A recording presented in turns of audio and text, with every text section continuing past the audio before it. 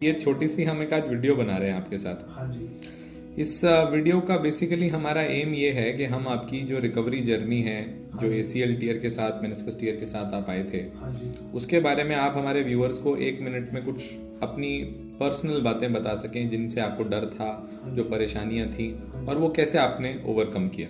हाँ जी।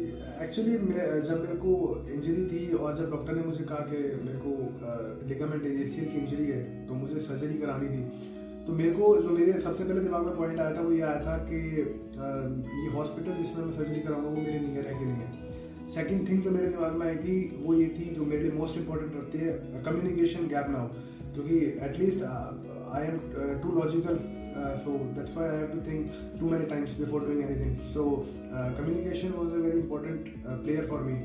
So doctor Milind के साथ मेरा जो कन्वर्सेशन था वो काफ़ी फ्रेंडली था, और सेकंड एक पॉइंट होता है वाइब्स हमारी काफ़ी मैच करती थी, तो एक ये पॉइंट था मेरे दिमाग में ACL सर्जरी से पहले।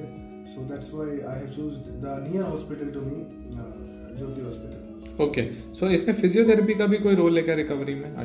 फिजियोथेरेपी आई से ये डॉक्टर ने जैसा ऑपरेशन से पहले भी कहा था 50% सर्जरी एंड 50% फिजियोथेरेपी। मैं बिल्कुल एग्री करता हूँ इस पॉइंट से, क्योंकि ऑपरेशन के बाद मुझे कोई दिक्कत नहीं थी, दिक्कत वैसे नहीं होती नॉर्मली, बट जो फिजियोथेरेपी थी उसने मुझे वापस से मेरी जो एक्टिविटीज़ थी, रेंज ऑफ मोशन थी, उसने मुझे काफ़ी हेल्प किया पूरा करने में। आई थिंक डॉक्टर ने मुझे कहा था कि you have to do physiotherapy for 2 months, and I have seen the results in 1 month, 1.5 month, and that was fantastic for me. Okay, तो आपने अपनी रेगुलर एक्टिविटीज़ जो होती हैं, जैसे हम पेशेंट से पूछते हैं डॉक्टर साहब मैं अपना रोज़मर्रा का काम इंडिपेंडेंटली कब करने लग जाऊंगा, तो पेशेंट कब करने लगता है?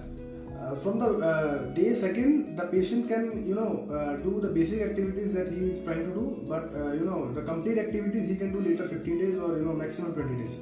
अच्छा, तो 15-20 दिन में टाँके कट जाते हैं, उसके बाद आप सब करने लगते हो? Yes, definitely. घर में घूम पाते हो, कोई परेशानी नहीं है? We can walk in house, we can go in the streets sometimes by using the braces. Yes, it's a comfortable journey. बहुत पेन तो नहीं होता? No, it's not a painful journey. It's a comfortable journey. It's like you are doing rehabilitation or something. Okay, fair enough. तो इसके अलावा अगर मैं आपसे एक चीज़ पूछना चाहूँ कि आपके मन में जो फियर्स थे उनमें सबसे इम्पोर्टेंट फियर क्या था और आपने कैसे उसको ओवरकम किया? मेरे मन में जो बेसिक सबसे ज़्यादा फियर था वो ये था कि जो डॉक्टर मुझे मिलेंगे उनका मेरे से कम्युनिकेशन कैसा होगा, क्योंकि अगर कहीं पर भी कम्युनिकेशन लैक होता है तो मैं फ्रस्ट्रेट और इरिटेट बहुत जल्दी हो जाता हूँ, और अगर कम्युनिकेशन वाज एक्सीलेंट तो मेरी जर्नी में चाहे मुझे थोड़ा दर्द हो या ना हो मुझे उससे फ़र्क नहीं पड़ता। तो डॉक्टर मिलिंद से जो मेरा कन्वर्सेशन था और उनका जो कन्वर्सेशन है वो फ्रेंडली काफ़ी, उनकी एज जो भी है लेकिन वो जितनी मेरी एज है 20 years, वो वैसे ही लग रहे थे मुझसे बात करते हुए। That is very much important for me. तो ऑपरेशन थिएटर में डर नहीं लगा आपको? ऑपरेशन थिएटर में कोई डर नहीं था, क्योंकि डॉक्टर वर टू इंटरैक्टिव। आपने अपनी सर्जरी देखी? नहीं, मैंने नहीं देखी थी, क्योंकि मेरे को उससे थोड़ा फोबिया है, सर्जरी नहीं देखता मैं। बट आपको कमर में टीका लगाया था, पूरा बेहोश तो नहीं किया था हमने? उन्होंने थोड़ा सा बस इंजेक्ट किया था, वो भी पेनफुल नहीं था, उसके बाद कुछ मुझे पता नहीं लगा। That's it, surgery done. चलो, clear, very nice. We hope आप फटाफट रिकवर करें, और 4 महीने आपको हो चुके हैं, 2 महीने के बाद आप हमें भागते हुए मिले। हशमित, हमने आपको एक चीज़ और एक्स्ट्रा, आपको कोई परेशानी थी जिसके लिए हमने बोला, वो क्या थी एक बार दर्शकों को बताएंगे? हाँ जी, मेरे को जो एक्स्ट्रा परेशानी थी वो ये थी, मैं फ्लैट फिट हूँ, तो डॉक्टर्स ने मुझे ये कहा कि मुझे इंजरी उसी रीज़न से हुई है, और सेकंड जो एक रीज़न बताया था, वेट, मेरा वेट काफ़ी हैवी था।